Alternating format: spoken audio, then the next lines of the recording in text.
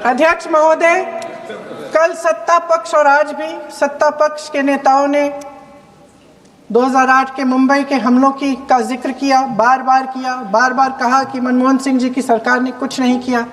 ये तो जानकारी होगी ना कि उसी समय जब वो आतंकवादी हमला चल रहा था तभी उन आतंकवादियों को मार डाला था, एक बचा था और उसको भी फांसी दे दी थी 2012 में। महाराष्ट्र के मुख्यमंत्री ने इस्तीफा दिया।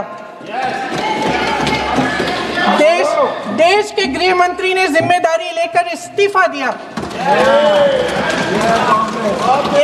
एक जवाबदेही थी पब्लिक के प्रति, एक जवाबदेही थी इस देश की जनता के प्रति, इस देश की धरती के प्रति।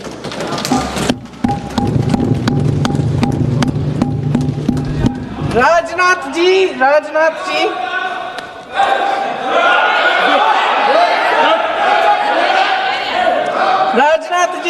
तो पुलवामा, उरी और पठानकोट के समय गृह मंत्री रहे थे।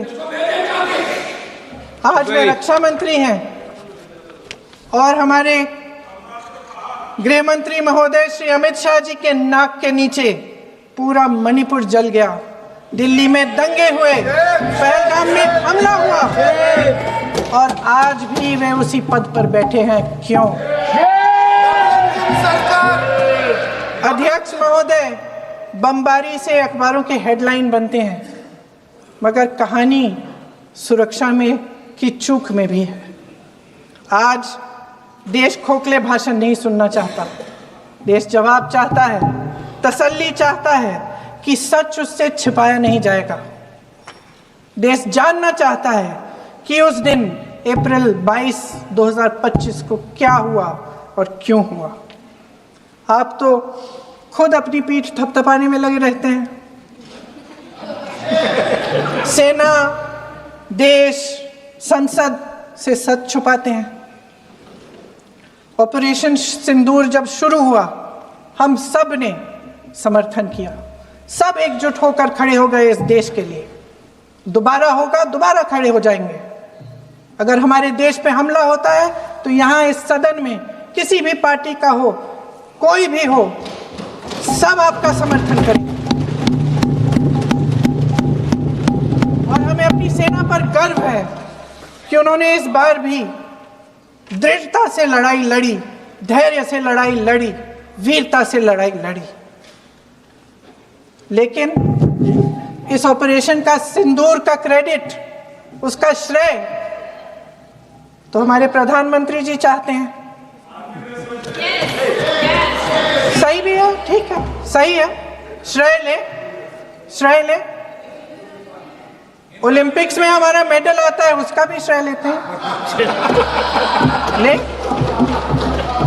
लेकिन सिर्फ श्रेय लेने से नहीं होता नेतृत्व, जिम्मेदारी भी लेनी पड़ती है।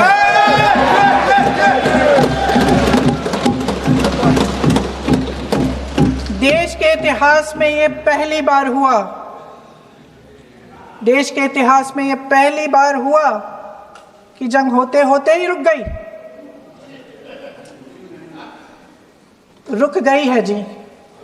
और इस रुकावट का ऐलान हमारी सरकार, हमारी सेना नहीं करती, अमेरिका के प्रेसिडेंट करते, अमेरिका के राष्ट्रपति करते। ये हमारे प्रधानमंत्री महोदय की गैर जिम्मेदारी का सबसे बड़ा प्रतीक है। आज गृह मंत्री जी ने इस बात पर उल्लेख किया। उन्होंने कहा, उनके शब्दों में उन्होंने कहा कि पाकिस्तान के पास शरण में आने के बजाय कोई चारा ही नहीं था। आपने शरण दिया क्यों? वो आते हैं आपके देश के अंदर, लोगों को मार डालते हैं और आप उनको शरण दे रहे हैं। क्यों दिया शरण? इसका जवाब क्यों नहीं दिया एक भी भाषण में? जैसे ये बात उठी, शरण की बात की, हमारे गृह मंत्री जी ने इतिहास में चले गए।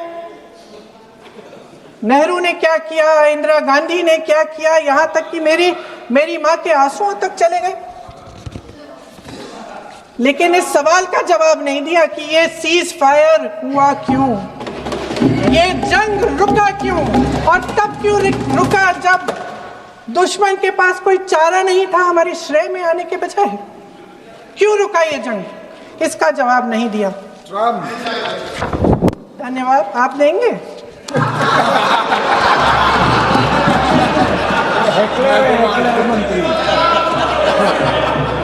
देना भाई देना, आपको टाइम मिलेगा तो।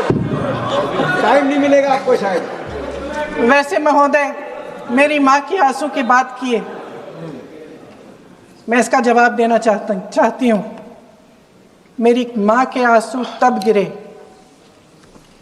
जब उनके पति को आतंकवादियों ने शहीद किया, जब वे मात्र 44 साल की थी।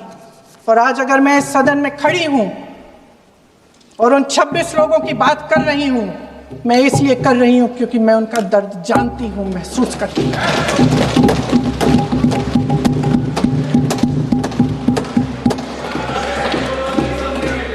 अध्यक्ष महोदय, मैंने कहा कि देश का नेतृत्व सिर्फ उपलब्धियों का श्रेय लेने से मजबूत नहीं होता। सफलता और विफलता दोनों की जिम्मेदारी लेने से बुलंद होता है। ये सोने का ताज नहीं है, कांटों का ताज है। अध्यक्ष महोदय, जब सरकार झूठी और कायर हो तो वे बहादुर से बहादुर सेना के साहस और पराक्रम को भी कमजोर कर देती है। देश को प्रतिशोध के साथ साथ सबके प्राणों की रक्षा का प्रण चाहिए। सेना की शक्ति के साथ सरकार की सच्चाई भी चाहिए। महान देशभक्त शहीद इंदिरा गांधी जी, जिन्होंने सफल कूटनीति के बल पर अमेरिका के राष्ट्रपति निक्सन का मुकाबला करके पाकिस्तान का विभाजन करवाया, बांग्लादेश बनाया, 1 लाख पाकिस्तानी सैनिकों को आत्मसमर्पण करने पर मजबूर किया, उन्होंने कभी इसका श्रेय लेने की कोशिश नहीं की। ऑपरेशन सिंदूर का मकसद अगर पाकिस्तान को सबक सिखाना था तो शायद ये मकसद अभी अधूरा है, क्योंकि हमारी कूटनीति विफल रही है। इसका प्रमाण यही है कि ऑपरेशन सिंदूर के बाद एक पाकिस्तानी जनरल, जिसके हाथ खून से रंगे थे, अमेरिका के राष्ट्रपति के साथ बैठकर लंच खा रहे थे। अगर ऑपरेशन सिंदूर का मकसद आतंकवाद को खत्म करने का था तो पाकिस्तान को संयुक्त राष्ट्र के आतंकवाद विरोधी समिति का अध्यक्ष चुने जाने से इस मकसद को धक्का लगा है। इसकी जिम्मेदारी कौन लेगा?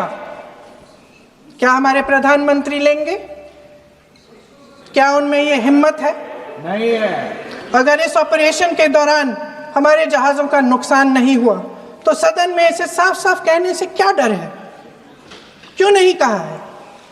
कल भी रक्षा मंत्री जी ने कहा कि हमारे इंफ्रास्ट्रक्चर का नुकसान नहीं हुआ, तो जहाजों के बारे में भी बता दें, साफ साफ बता दें, क्या हर्ज है?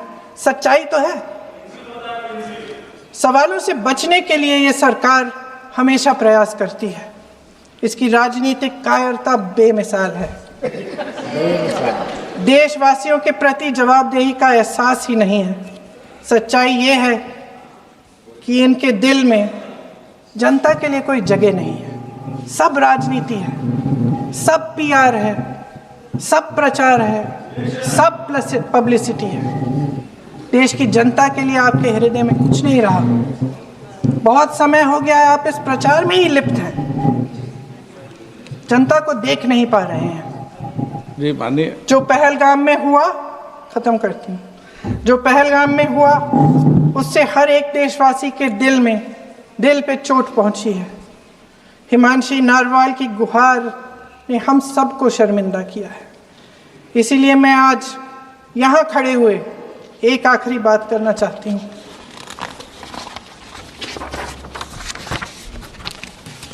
इस सदन में लगभग सभी के पास सुरक्षा है, सुरक्षा की व्यवस्था है।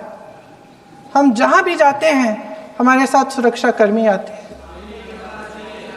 आपको भी मिल जाएगी, आप मंत्री बन जाएंगे, आपको भी मिल जाएगी। मैं मजाक की बात नहीं कर रही हूँ, थोड़ा सा धैर्य रखिए। दिन पहलगाम में 26 परिवार उजड़ गए। 26 लोगों को अपने परिवार के सदस्य के सामने मारा गया। 26 बेटे, पति, पिता गुजर गए। उनमें से 25 भारतीय थे।